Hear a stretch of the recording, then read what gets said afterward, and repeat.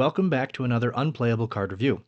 Before we dive into another interesting and potentially underrated card, I want to announce the giveaway winner from our last review, Peter Simonetti 4875. Congratulations, I've already sent you an email with details to redeem your prize. There will be another giveaway at the end of this video, so make sure to stay tuned for that. With that out of the way, let's take a look at today's card, Lens of Clarity. Lens of Clarity is a 1-mana artifact that costs a single generic mana. It has one ability. You may look at the top card of your library and at face-down creatures you don't control at any time. Despite being a colorless card that you could play in any deck, Lens of Clarity currently only appears in 1600 decks on EDH Rec. In other words, almost no one is playing Lens of Clarity. And that was true even when Lens of Clarity was first released with Khans of Tarkir. Despite the prevalence of several morph cards in the set, and the new mechanic called Manifest, which would release shortly thereafter, Lens of Clarity saw basically zero constructed play. And that's likely because the effect Lens of Clarity provides is just too narrow. I mean, unless you happen to be playing against a Kadena, Slinking Sorcerer, or Yaris, Roar of the Old Gods deck, Lens of Clarity basically does nothing. Even with the surge of face-down creature support we've seen for mechanics like Disguise, Manifest Dread, and Cloak, the odds of encountering a deck running a significant number of these cards is unlikely. And then, even if you do happen to play against one of these decks, and draw into Lens of Clarity, being able to look at your opponent's face-down creatures is hardly a silver bullet. There are plenty of scenarios where seeing this hidden information will be basically irrelevant. In other words, given the likelihood of playing against a face-down themed deck, and the relatively small impact Lens of Clarity provides, I think we can safely say that this card is truly unplayable in the Commander format. Or it might be, if Lens of Clarity didn't also let you look at the top card of your library. That said, in and of itself, this effect is definitely not unique.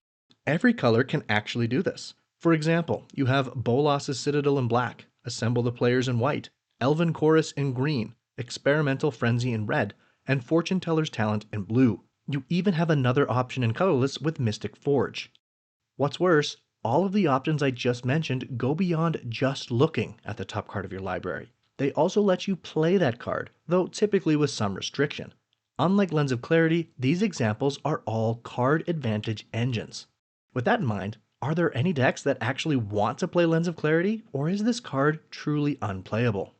Let's start by talking about decks that want to take advantage of the top card of their library. Many of these decks actually don't want to cast the top card of their library, but may use it for another effect. Elminster is a good example. His -3 ability lets you exile the top card of your library to make Fairy Dragon tokens. Without knowing what card is on top of your library, this can be a bit risky, as you could hit a land and be left with 0 tokens. For a single mana, Lens of Clarity lets you confidently activate Elminster's minus ability without investing in any other scry spells or effect. That's not bad. Hidetsugu Devouring Chaos is similar. If you're spending 3 mana to activate his ability, you want to be sure you'll hit something with a high mana value that can actually kill a problematic creature or send a good amount of damage to an opponent's face. In these decks, you don't necessarily care to cast the top card of your library, making Lens of Clarity one of the most mana-efficient options for ensuring your strategy. Other cards that can take advantage of the top card of your library without casting it include Explorer's Scope, Mobile Homestead, Druidic Satchel, Lantern of Revealing, Raider's Carve, Bloodline Shaman, Dryad Greenseeker, Stronghold Arena, Wood Sage, Vivian's Grizzly, Call of the Wild, Impromptu Raid, Nylea Keen-Eyed, Storm Chaser Chimera, Zoologist, Sapling of Kolfanor, Skyward Eye Prophets, and more. I also like Lens of Clarity alongside cards like Bomat Courier and Connecting the Dots.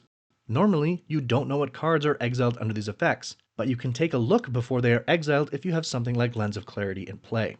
Some commanders who may fit this strategy include Galadriel of Lothlorien, Amareth the Lustrous, Kennesis Priest of Thassa, Marvo Deep Operative, Nira Wild Mage, Yannette Cryptic Sovereign, and Intet the Dreamer. Moving on, Lens of Clarity is a 1-mana artifact. This alone means it has some value in decks that care about casting a critical mass of artifacts, especially if those decks also want to look at the top card of their library. Maria, Scholar of Antiquity, is a great example of what I'm talking about. Maria decks want to play a lot of artifacts, as she can either tap them for mana or use them as impulse draw. Of course, the problem with impulse draw is, what if you exile something you don't want to or can't cast this turn? You end up losing that card for nothing.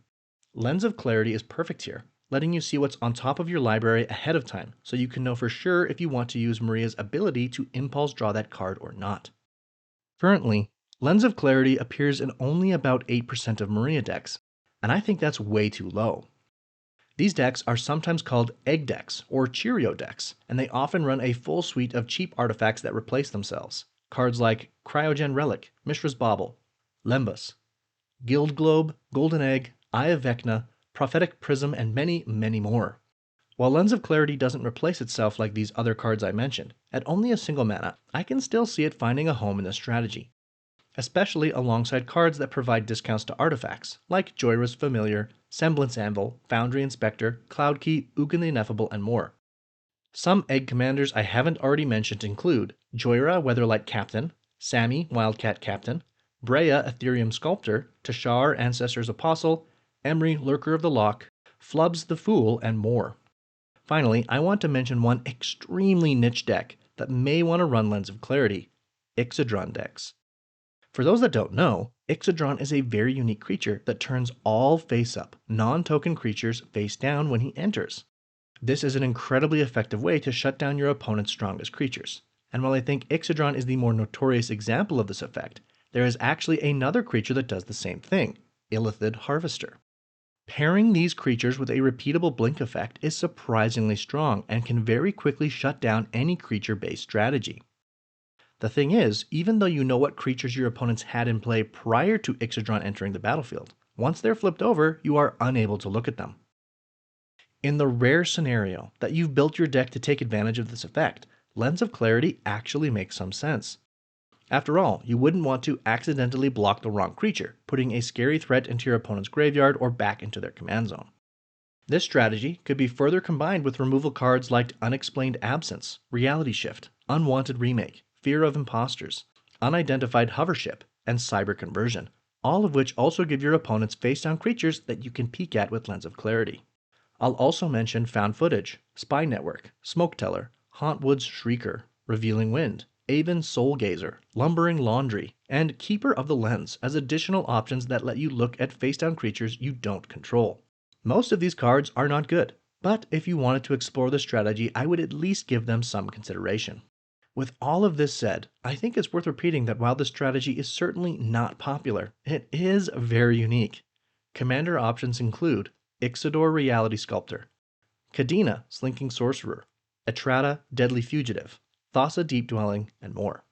Alright, now that I've covered a few possible destinations for this strange 1-mana artifact, it's time to answer the question, is Lens of Clarity unplayable in the Commander format? No, not quite. I give it 2 dumpsters out of 7, a fun card that is never very useful, but never completely useless. But what do you think? Do you play Lens of Clarity in any of your decks, or perhaps are you going to give it a try? Let me know in the comments below and feel free to leave a suggestion for cards you want me to review in the future. Finally, let's talk about our next giveaway. We're giving away another Edge of Eternities booster pack, and to enter you've got to do 2 things. First, if you haven't yet, fill out the form in the description of this video to share your email address and YouTube username with me. This will let me contact the winner of the giveaway to get their shipping address. Once you've done that, simply leave a comment on this video for a chance to win. I'll announce the winner in my next Unplayable card review. And while you do not need to subscribe to my channel to win, I do hope you'll subscribe so you don't miss any future videos or giveaways. Thanks again for watching my video.